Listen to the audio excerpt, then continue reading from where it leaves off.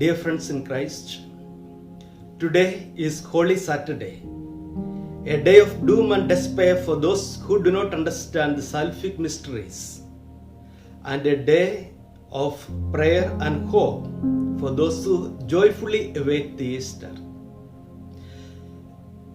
Very often we fail to understand the divine mysteries. So we keep asking the questions. Why should Christ suffer and die on the cross? How does he cancel our sins? How does his suffering cause our salvation? Bishop Fulton J. Sheen beautifully explains how Jesus has cancelled our sins and how his sufferings caused our salvation. Taking the example of a small boy who slaps on the face of his friend. It's a minor offense and it calls for some punishment because justice demands that.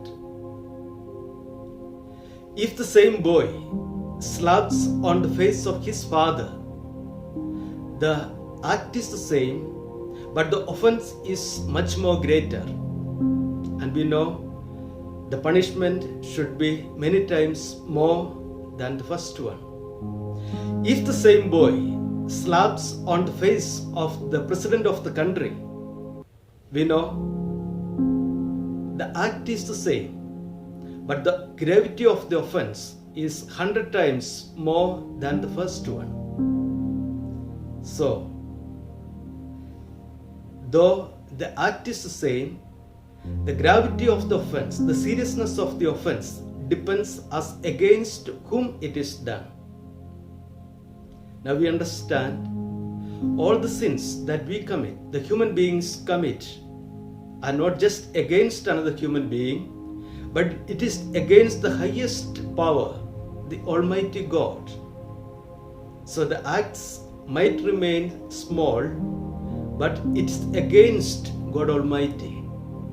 So the human beings are unable to make reparation for the sins committed because its punishments are huge. Justice demands that. The small human beings, the mortal beings, are unable to make the reparations for their sins. That's why God Himself, the Son of God, took up our human nature, came down to earth and took all the sins, the offenses of the humanity on Himself. And He died on the cross, undergoing all these sufferings.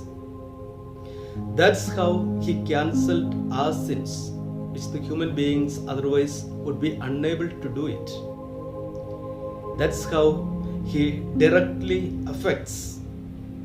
His sufferings directly cancels our sins. That's how this Good Friday and Holy Saturday becomes meaningful for us. That's how we joyfully march together with the sufferings of Christ to the Easter Sunday.